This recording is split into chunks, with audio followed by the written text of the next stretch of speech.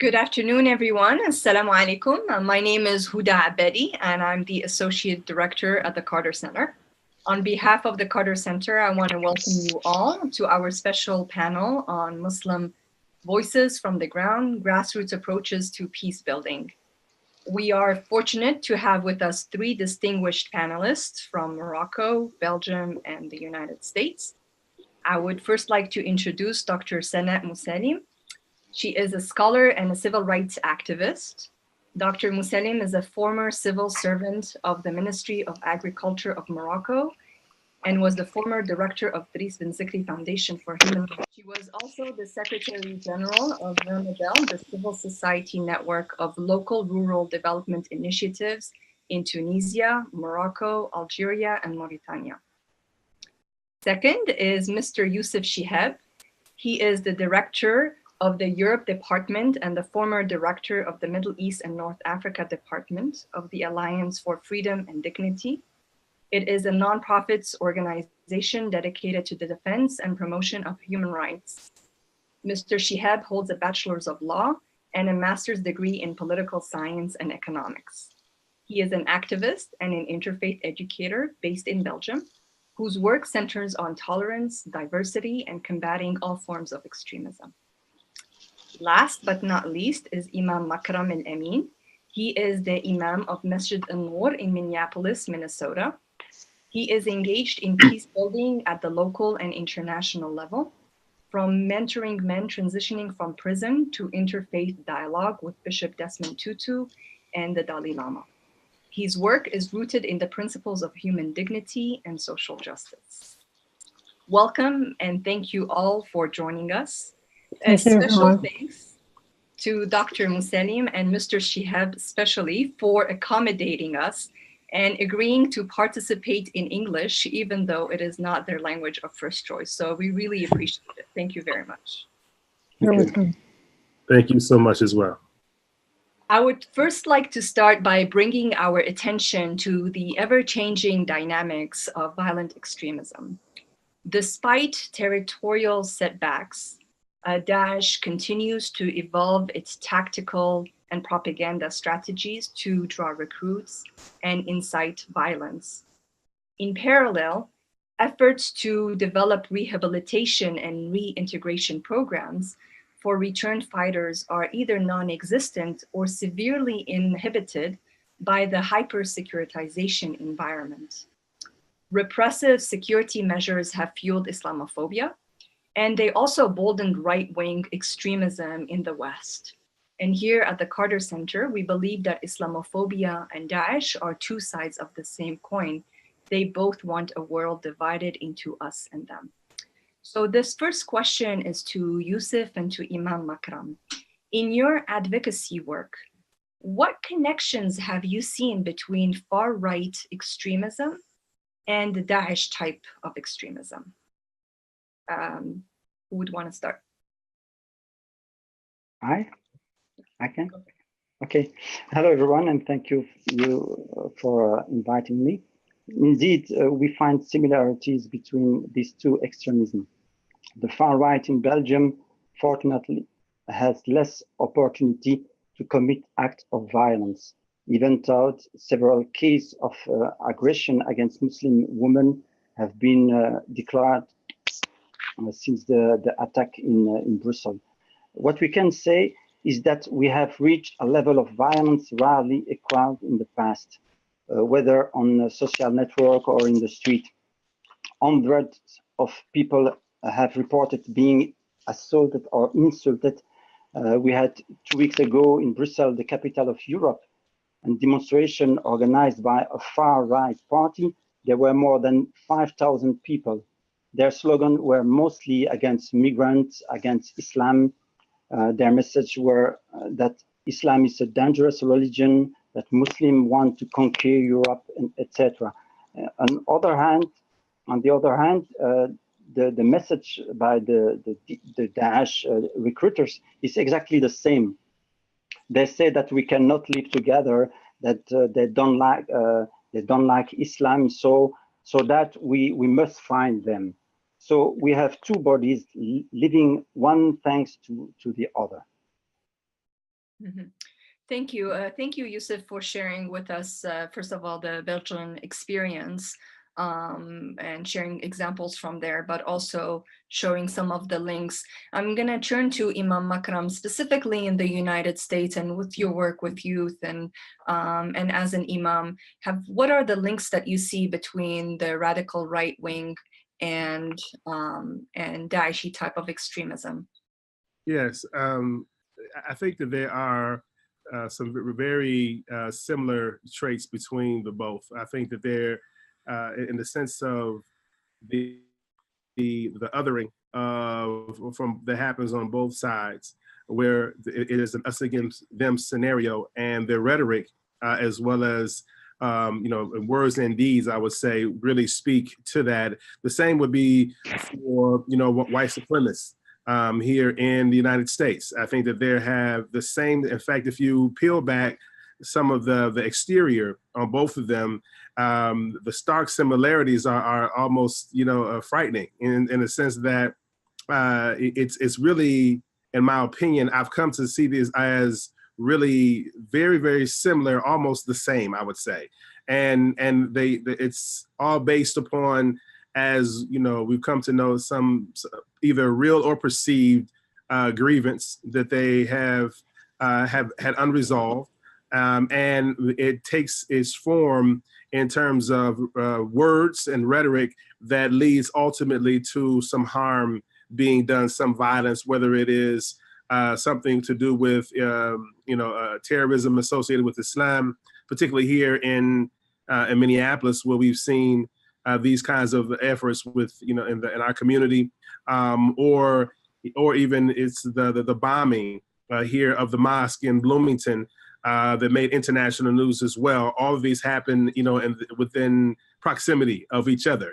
So this is a real issue, and something that I would hope is understood by more and more folks, of how similar these seemingly conflicting entities are, but they're really more the same than not.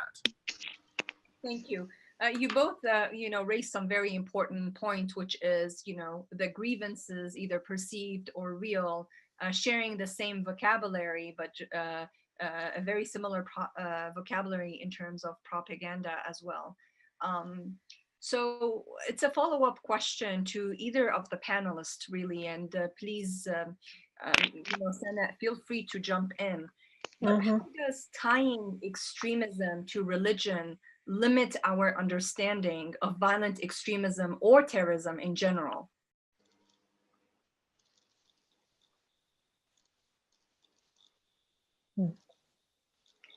Houda? Yes, please.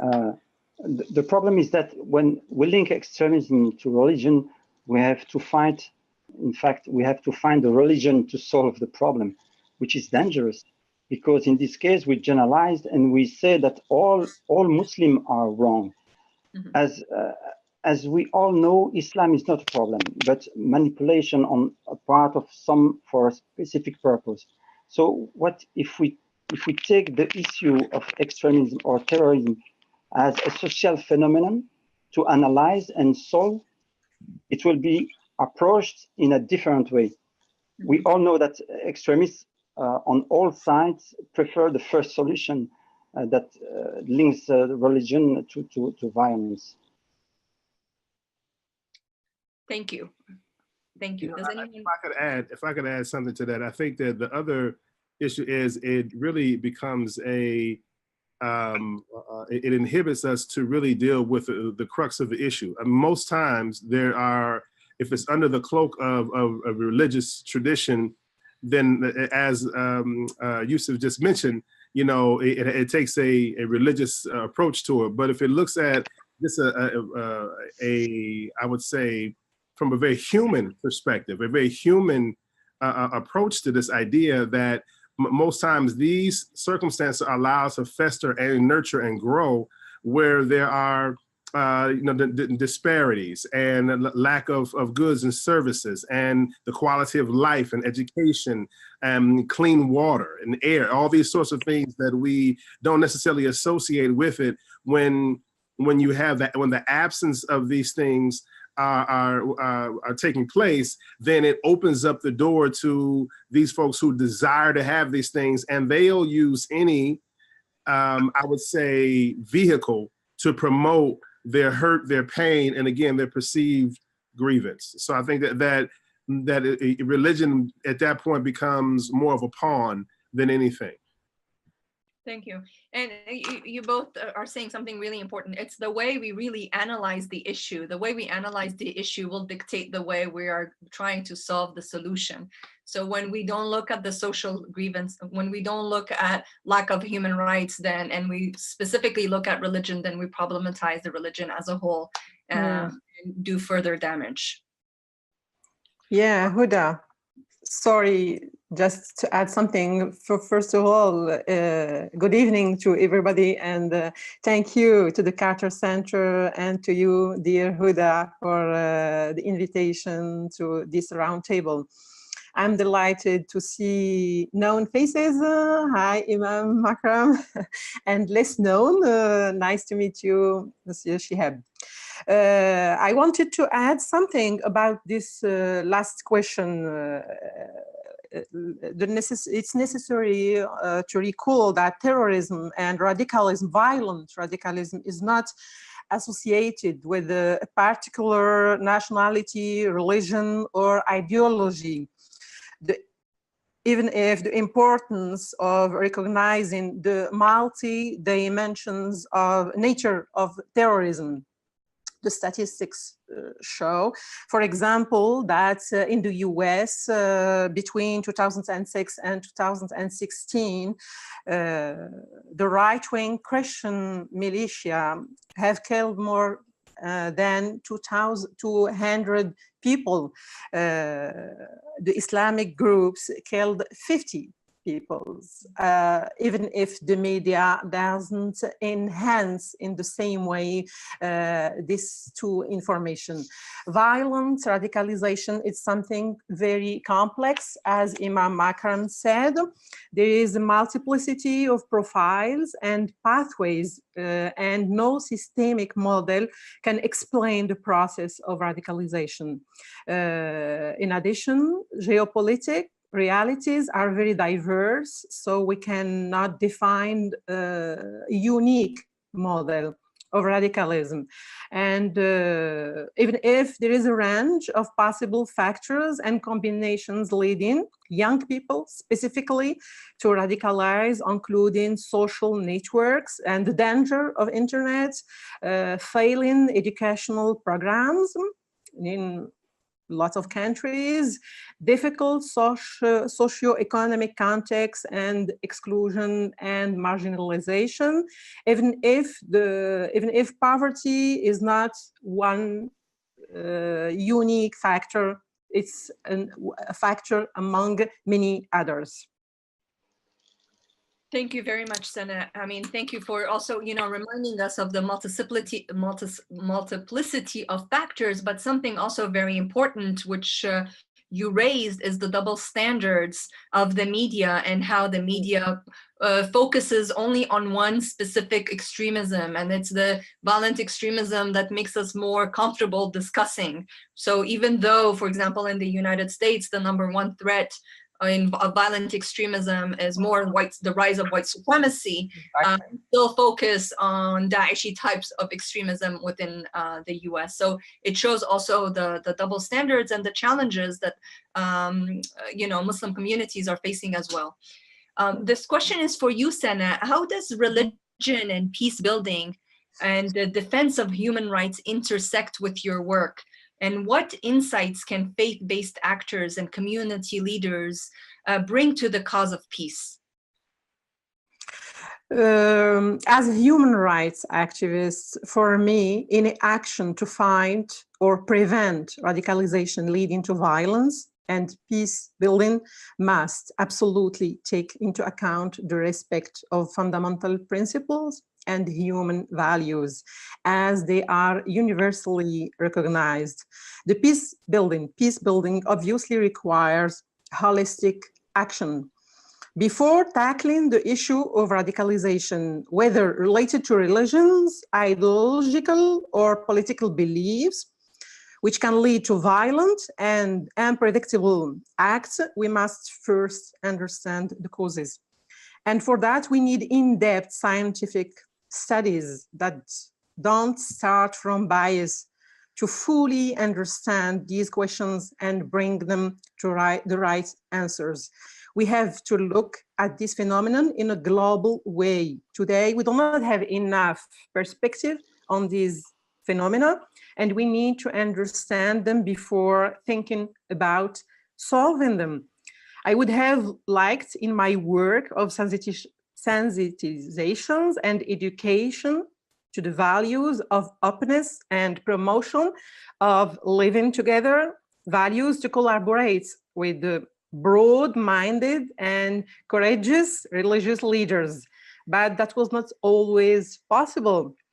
There must be openness and the need for collaboration on both sides. Religious leaders also need to be convinced of the need to deal with this problem in a holistic manner, using fundamental human values and principles which transcend cultures and borders and nationalities to build a common space of coexistence. The security approach essential to the fight against terrorism and radicalization alone cannot effectively deal with the rise of extremism, hatred, and terrorism. It must be completed by public policies of economic and social inclusion and by a profound reform of education. In the context of my country that I know well, I think that any work to prevent violent radicalism must go through an integrated and concerted strategy between several stakeholders to address all known causes of violent extremism, and for which the Moroccan state has an important role to play in collaboration with other stakeholders, including human rights NGOs, men or religious leaders, social educators, among others, to implement proper public policies to fight against social and economic exclusion of young people, to reform the educational system with important work with the teaching staff and specialists, to review curricula and textbooks often riddled with questionable religious references, develop and encourage culture and make it accessible to the whole population. Man is not only an economic agent, a consumer and a producer of material goods. Man is a cultural being. He needs art and culture, and also need to go to the movies, to theater, to read books, to enjoy paintings. To answer your question, religious leaders obviously have an important role to play, that of countering fundamentalists and fundamentalist discourses, and that of preachers, and to enlighten believers by giving interpretation of religion, Islam or other religions, which leave a large space of individual freedom in the exercise of religious and other beliefs. They must work on the revision of interpretations in all the religions in the light of their common dominator, namely better appropriation of human values and the will to bring happiness to all humanity and not only Muslims or other communities. Thank you. Sana, you really highlighted the need for collaboration between human rights activists and faith-based actors, but also you spoke to sometimes the friction between human rights activists and faith-based leaders. In my work, I constantly get asked, why are you working with faith-based actors? And there's some form of sometimes skepticism of the project here where we work with faith-based actors. Imam Makram, this is a question for you as a religious leader. What do you wish policymakers know about the work of faith-based peace builders? And what advice would you give to political institutions who are looking to work collaboratively with faith-based actors on conflict transformation. And perhaps you can speak to the friction that Sana kind of highlighted a little bit sometimes between human rights activists and faith-based actors as well. Yes, yes. Sana was really unpacking so many different things went at her, and I really appreciate her commentary. I really do. You know, I think in terms of from a political standpoint, I think that the first is to see that any government or municipality that is taking the charge to address this issue of violent extremism in multiple forms must know that the faith community is and I would say stronger. It must be a collaborating partner, and I think that so I think that the outreach, the approach, the language, the vernacular should be one that is amenable to it, be inclusive of the faith-based institutions, regardless of whether Muslim, Christian, Jew, whatever the case may be. Also, likewise, on the other end, I think that the Muslim community, the faith-based community in particular, must also understand its role in combating this. I mean, this is not the time to put our heads in the sand and being in denial about these issues and where they stem from. In my work working with young people, one of the things that was very clear, speaking to them independently of one another, is that those who have, and many of these folks have been recruited, some have been, and many have been convicted. And we're working from a mentorship perspective. We're working to help reintegrate them back into the community. But one thing was very, very clear, and it was that there was a failure on the part of the Muslim leadership specifically, because I work with Muslims primarily, in terms of getting out ahead of these issues and addressing them as well, and said we were in too much of a denial. And I had to tell them that while, you know, we obviously couldn't condone the behavior, etc., we have to understand the factors that contributed to making this even feasible in someone's mind, you know? And I think that was one of the great learnings that I have over the course of this time, and it crystallized something that I had a hunch about, but it definitely proved true in just the comment. We're working with these young people directly about really the failures of the faith community as institutions in terms of taking these issues head on. So I think that's one thing that I'll say. The other is you know, this idea of this conflict between, you know, faith and human rights and these sort of things, I mean, is mind-boggling to me. It's mind-boggling, really. It's something that is seems to have at its maybe a level of you know, righteous indignation, maybe, or territorialism of sorts, to where, you know, seeing each other as you know, part of the issue versus part of the solution. And again, herein lies the problem. So I would say that I understand it just because it's human beings dealing with one another, but not from a idealistic perspective of having these two entities, again, the human rights as well as faith, being seen as on the opposite sides of this argument. That still is something that is again, I guess the term I can use best is mind-boggling to me. So thank you so much. And just a follow-up, I want to bring in Yusuf to this conversation, because I think, Yusuf, for people who are not familiar with your work, you do it beautifully on working on human rights issues, but at the same time you extend a hand to faith-based actors, especially with youth within the Belgium area, within Belgium. Is there anything you want to share with us in terms of your personal work or experiences working on human rights issues and at the same time with faith-based actors? Yes, of course. May I reply to the other question about the role of the human rights organization and the role of the imams? May I? Yes, please. Yeah. Okay. As for me, for the religious have a duty of exemplarity, and it's their duty to educate the younger and the younger generations. They have access to the text, the history of Muslims, and they live in the same environment. So there must therefore be this link between the text and the context.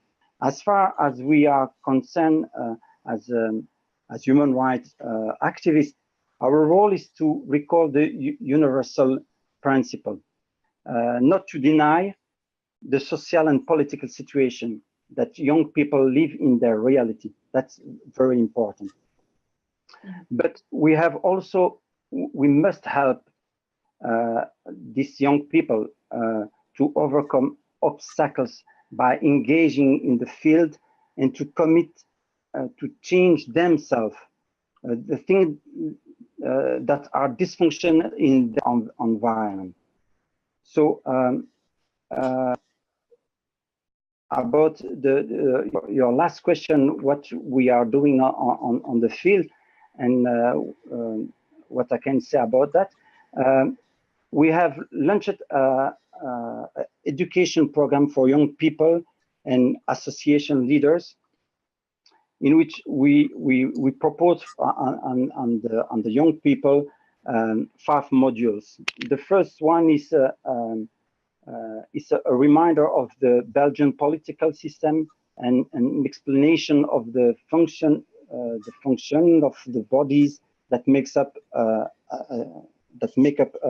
a democratic state. The second one is an awareness of racism and discrimination. The goal is to give the tools to deconstruct these things, to denounce and combat through legal means if necessary. And the third is a deconstruction of extreme speeches, whether religious or not. We have included in the program a layman and an imam to work on this issue. And the fourth is an engagement awareness workshop with several forms of commitment are offered through the testimony of committed people from the Muslim community. And the fifth is a workshop on communication. The goal is to give tools that will allow them to pass on their message and avoid talking in their place. That's what we are doing on the part of what we do on the field. Thank you.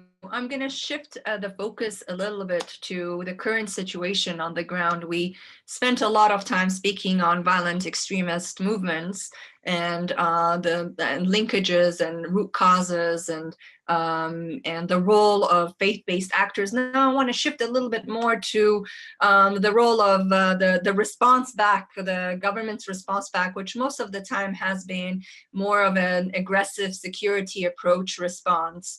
And we know that aggressive security approaches alone are ineffective, and a lot of times they place actually they further marginalize and add additional pressures, and sometimes do more harm than good. And we also know that military power alone cannot defeat violent ideologies or address grievances that gave rise to either to Daesh or to other form of extremist groups that we have seen in the West. But my specific question, though, coming from 3 different contexts, we have Europe, we have North Africa, and we have the United States. So Muslims as a minority and Muslims as a majority.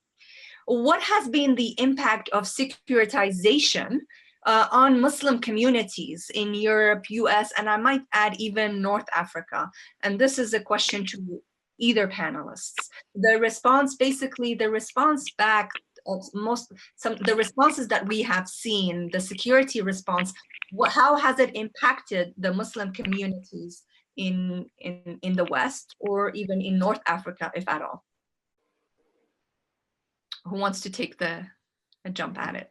No, I find that, you know, it puts us at a zero-sum kind of a position. You know, it's like an all or nothing scenario in the sense that you know, to acknowledge that there is a problem, to be part of a community like the Muslim community as a minority here in the United States, and to acknowledge that yes, there is a problem to law enforcement, government, whatever the case may be, because there's no nuance in terms of their approach.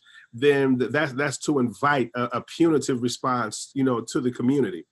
So in doing so, you know, it's kind of like one of those scenarios where you have less cooperation, you have less, you know, forthcoming, less transparency, because there's only, you know, they only have one tool on their tool belt, and that's to be punitive, that's to be, you know, harsh in terms of the response.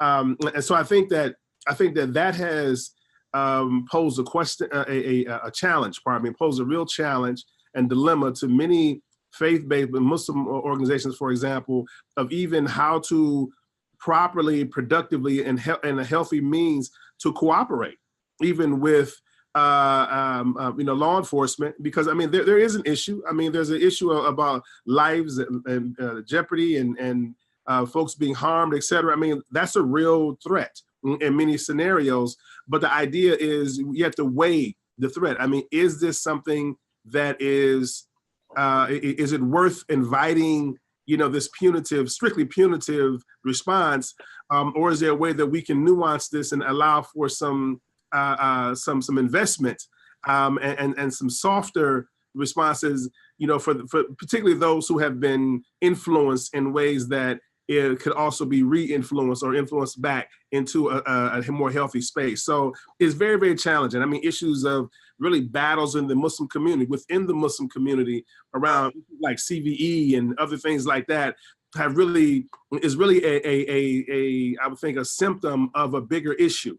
You know, that's there. I mean, you know, on the surface of it, it would be, why not be able to engage and use resources to help to solve an issue that we're all are subject to? Well, the answer in many respects is because you don't trust the actors that are playing here, because of the approach, right? So, but that doesn't lessen the need for something to happen, for something to be done, and the consequences that we sit on our hands collectively, we sit on our hands in general about these issues, and they further spiral out of control. So this is a real dilemma, a real dilemma that I think that many faith leaders and others, we grapple with all the time. How much do we do? Where should we be? What roles should we have, et cetera, knowing that the punitive response is in the long term going to hurt the community and really help those who are committed to the extremist way of thinking. So. Thank you very much, Imam Makram, for this thoughtful response. Before I go to the other panelists, I just want to further, like, a very quick follow-up question to your response. You raised the issue of the lack of trust between law enforcement and Muslim communities at large because of these aggressive security measures that have been happening. Can you speak of your personal experiences of how has this impacted, if at all, it impacted your own work in terms of how these aggressive security approaches, and because of the lack of trust of the community, did it impact your personal work on these particular issues? Yes, you know, I mean, it's something that, you know, you have to really walk, you know, lightly in these different spaces. And because understanding people's fear and apprehension about just the mention of law enforcement and as a collaborator in this work, you know, I think it's something that has to be approached very, I would say, very thoughtfully, right? But it's also the challenge that we've accepted in the sense that, you know, trying to be in places and spaces that really matter, and an intersection of places and spaces that really matter. So, for example, this is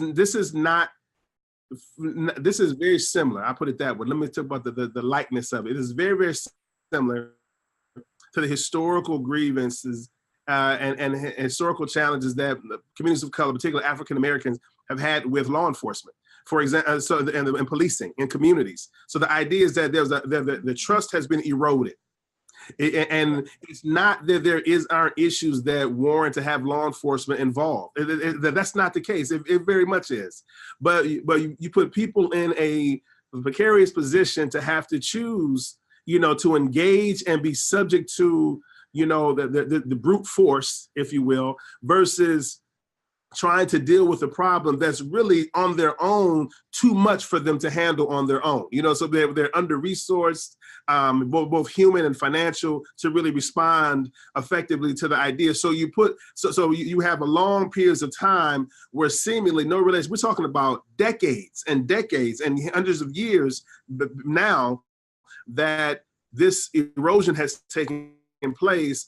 And it's very symptomatic. I mean, we can look at, police shootings and things of that nature amongst folks of color and how that happens.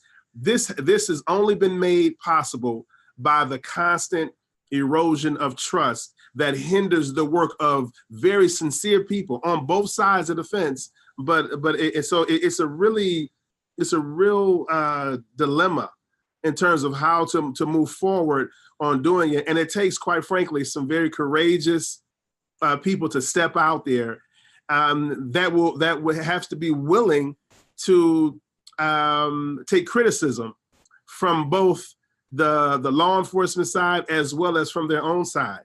I mean, so that you have these folks who are stepping into this space that really puts them on an island.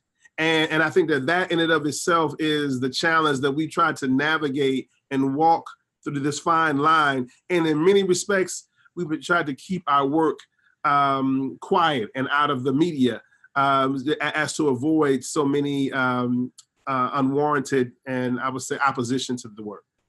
Okay, thank you very much. And Yusuf, I will turn to you, especially from the European context. We've seen also a lack of human rights and securitization, security measures, without due process sometimes. How has this impacted the Muslim community? I mean, in Europe at large, or you can specifically talk about the Belgian context.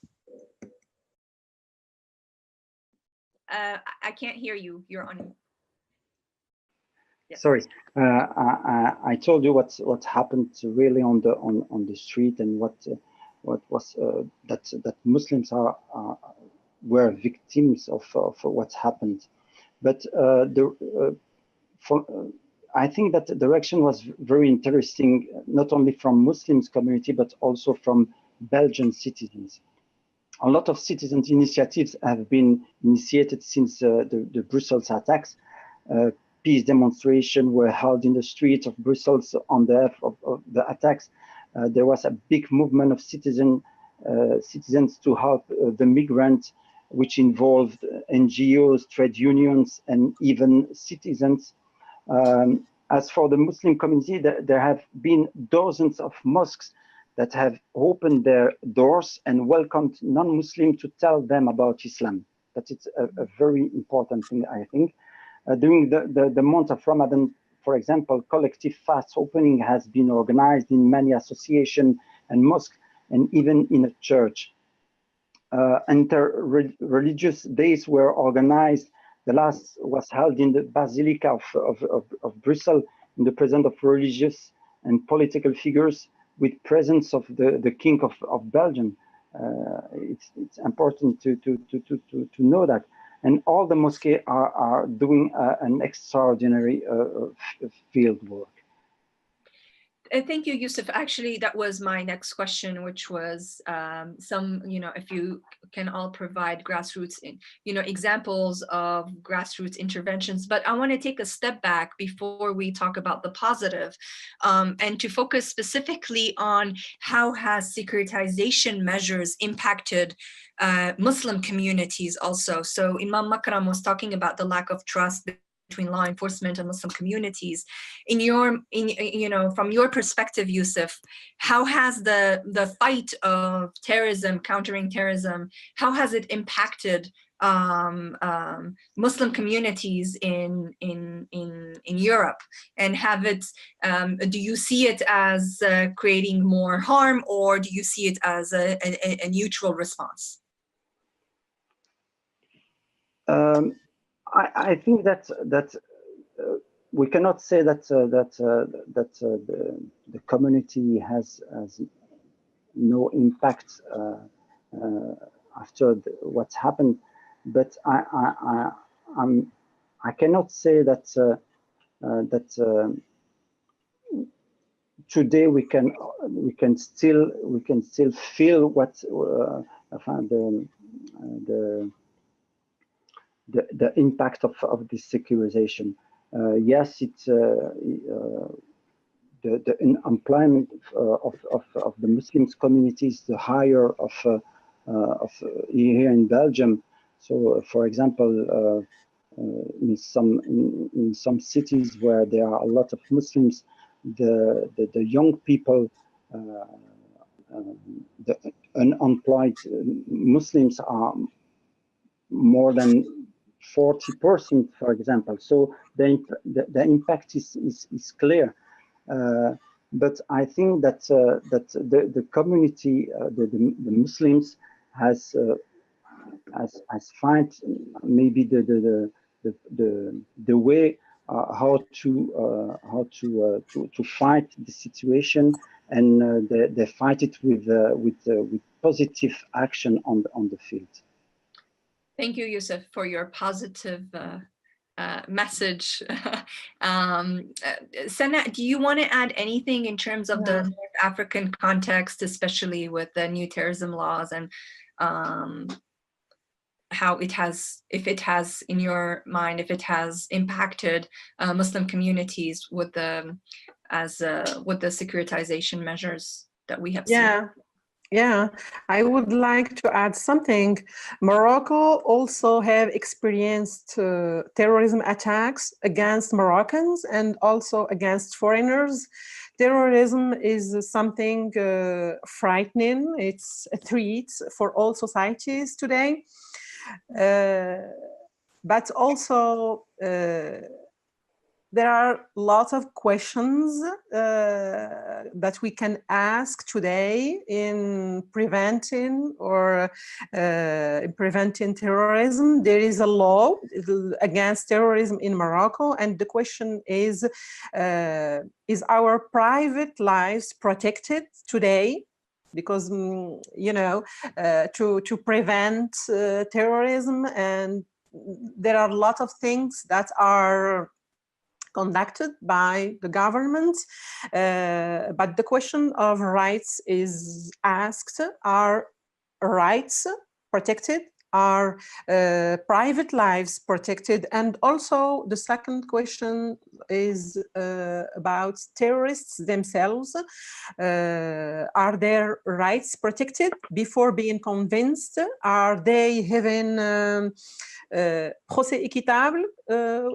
How can we process? Yeah. Equitable. Exactly.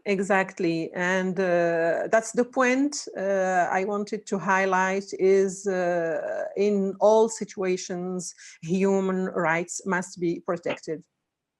You've raised a very important question, I think, which is the question of rights that we see spanning not only within the North African context, but even within the Western context as well, in terms of when we're fighting terrorism, do we still protect and we enshrine human rights? Do we keep those rights protected? Or are the laws, the terrorism laws, are they very, not very specific that we can apply them, that there's more ease applying them in different situations? That's something that we should also be very careful with, and we need to keep in the back of our minds. Yusuf, you kind of a little bit mentioned this, so I'm gonna turn towards Imam Makram and Sana as well. How can we become? We've spoken a lot about the impact of security measures on communities, on Muslim communities in general, and you used the example also, Imam Makram, of African Americans in the United States and the issue of community policing, etc. How can we become, if our viewers, what can you say to our viewers who are watching us today how can we become active agents of peace instead of passive victims? What messages would you want our viewers to hear? How can we not fall prey into a narrative of victimhood, but try to be active within our community? I think that, you know, we have to agree. We first have to agree that this issue, for it to be addressed sufficiently, must have a multi-pronged solution. We have to agree about that. And once we agree about that, then we can begin to have different focuses that allows each of us to work within our context, but we're moving towards a prevailing understanding of what will get us to a positive end. You know, I think that, so there has to be really some level of fluent and transparent conversation and willingness to cooperate amongst the faith-based actors in this scenario, right? I think that has to happen firstly. And then secondly, I think that, you know, all work isn't for all people. All work isn't for all people. So I think that they have some that have to step forward to take on the issue of law enforcement and what that means. But at the same time, we need to really empower and embolden and stand up our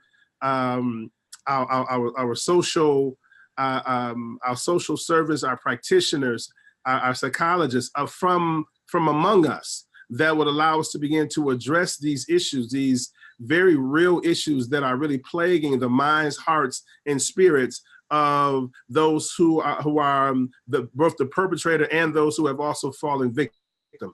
And I think that that's another place where I think that the faith community can really play a major role as well, as far as helping to shape the narrative.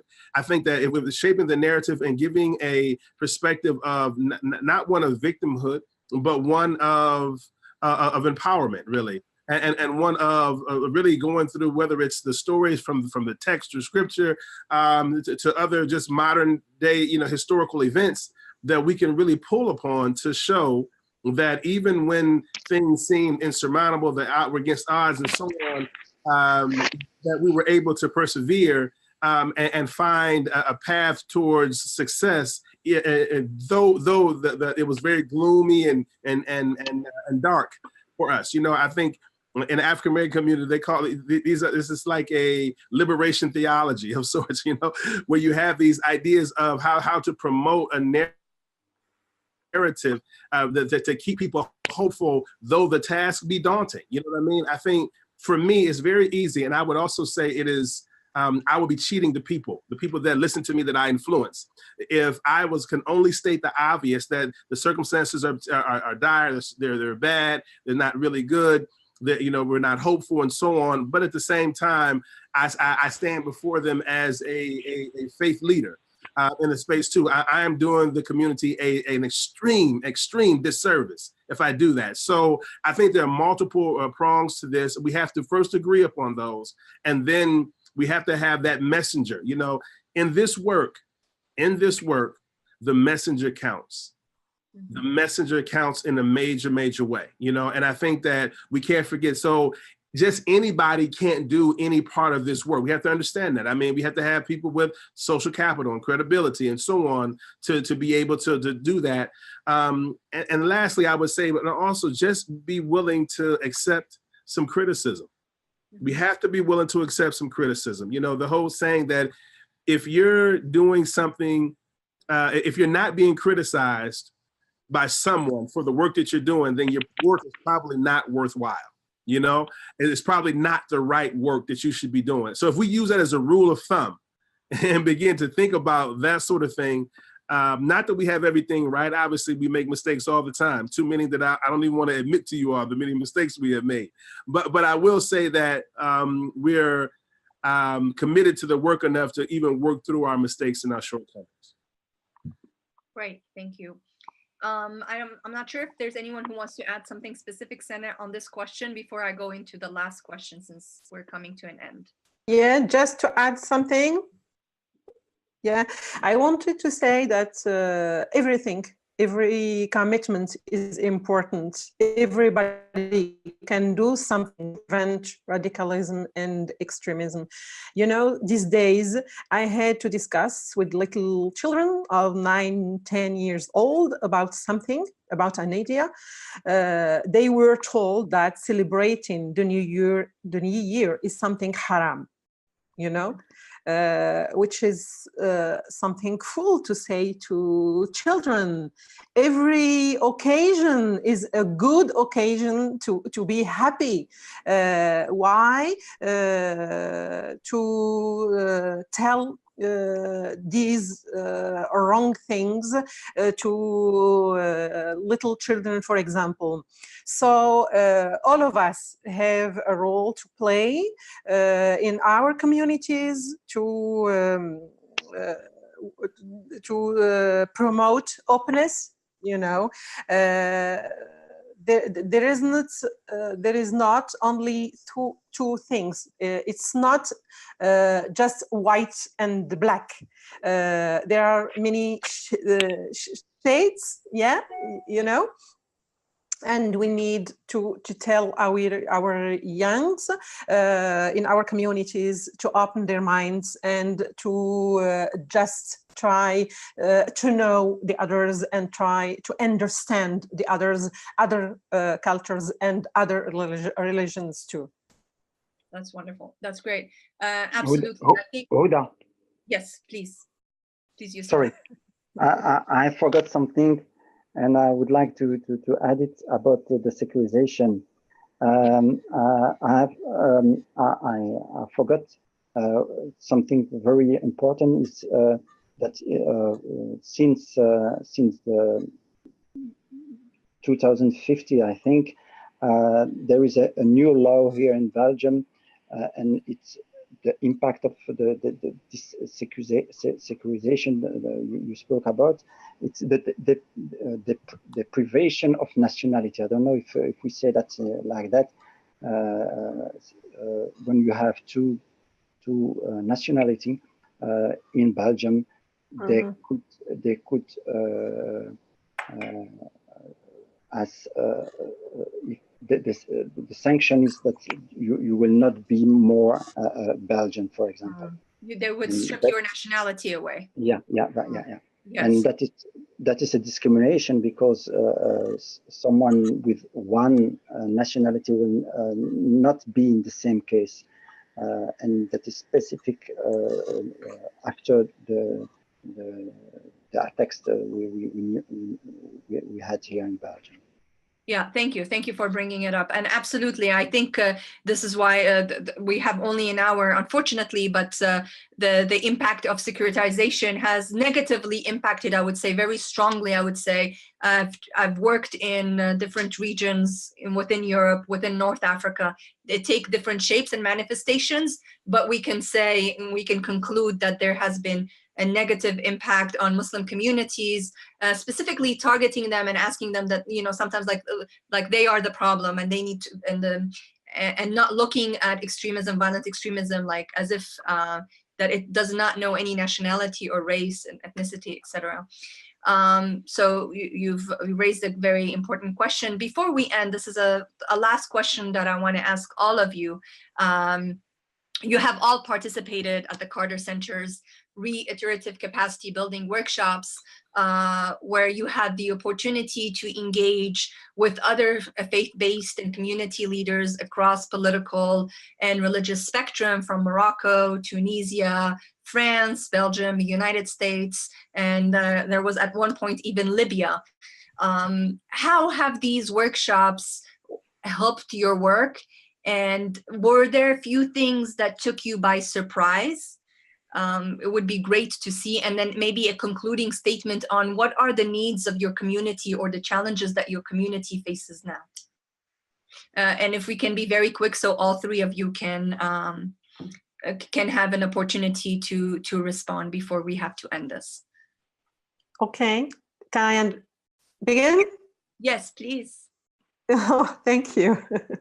Yes, I did have the pleasure to participate in these workshops organized by the Carter Center, and I had the pleasure of meeting people from diverse political, religious, and geographic backgrounds. This allowed me to preempt, to understand questions that were a little removed from my concern. For example, I learned a lot about the difficulties that face Muslim communities, for example, in the US, in Europe, and the extent of the stigma they may encounter in democratic societies. I say it again and again, in our fight against terrorism and violent radicalism and maintaining security, we should not forget to avoid excessive repression and preserve fundamental freedoms. The balance between rights and freedoms and the security of the nation is tenuous balance that must be preserved. My wow moment to meet and exchange with a former white supremacist.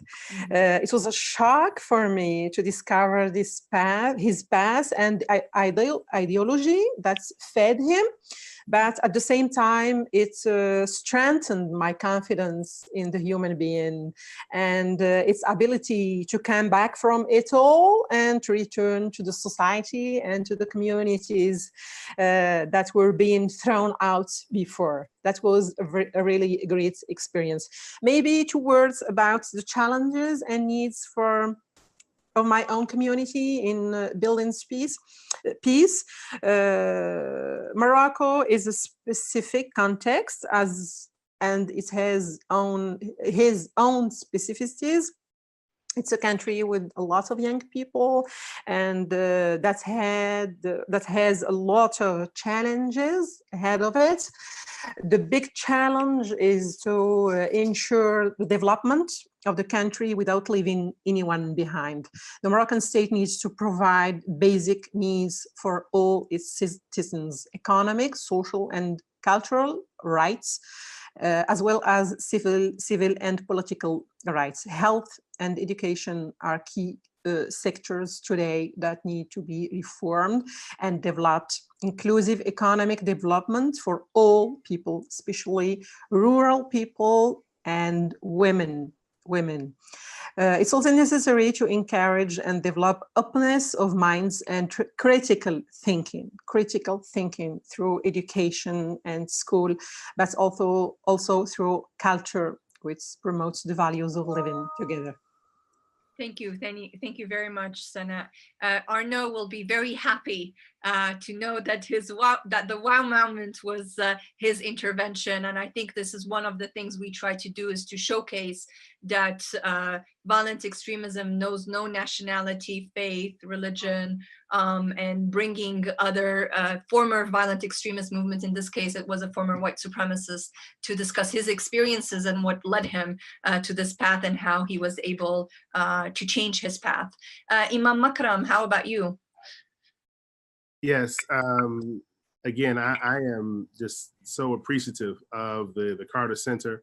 And I think really that was really one of the things that stood out to me, is having an entity that has the social capital around the world, really, to really take on such a challenging topic, and with so many moving parts and etc., that I think that it just really speaks to the need to have that social capital in place for this to have any sort of chance to be a needle moving.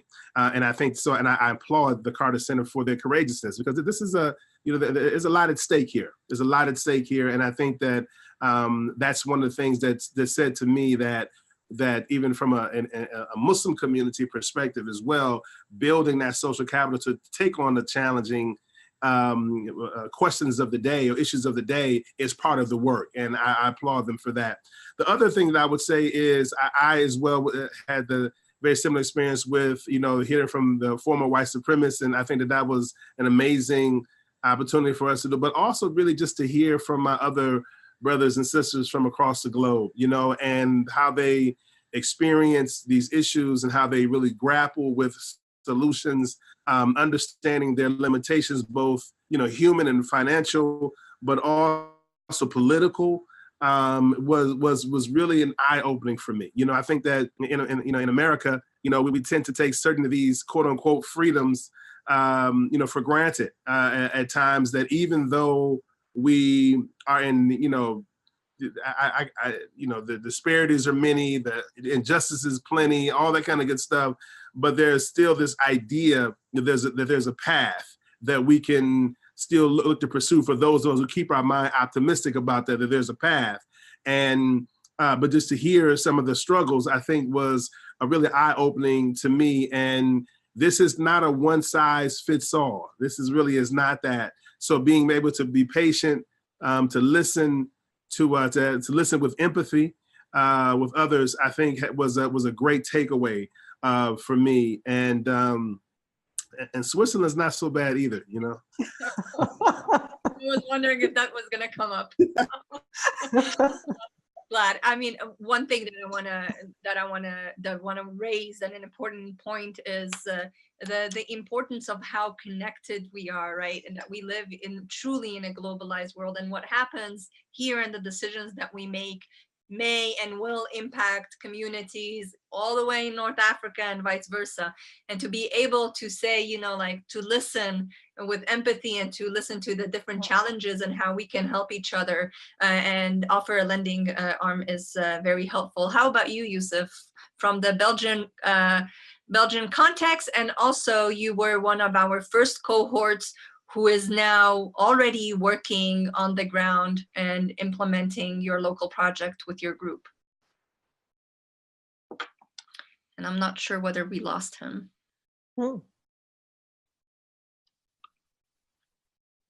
Yusuf? We lost him, unfortunately. Okay. Unfortunately, we lost Yusuf, most probably due to the connection. But the question that was asked was, Yusuf is from our first cohort, and one of the projects that he has that he described at the beginning of the panel was a project that came out after this one, about 1.5 years work with the Carter Center and his participation, him and his group, with these reiterative capacity building workshops. They have developed train of the trainers model, where they're working with youth in various cities on civic engagement issues and other things. Well, we have come to an end. I want to thank you all for joining. A special thanks again, to Sana and Yusuf specifically for being courageous enough to intervene in a language that is not your first language. Thank you very, very much. We really appreciate it. Thank you, Imam Makram, as well, joining us from Minneapolis and sharing with us your experiences and being, and having an honest exchange. Thank you again. Thank you very much. Thanks. My pleasure. My pleasure. Thank you. Perfect.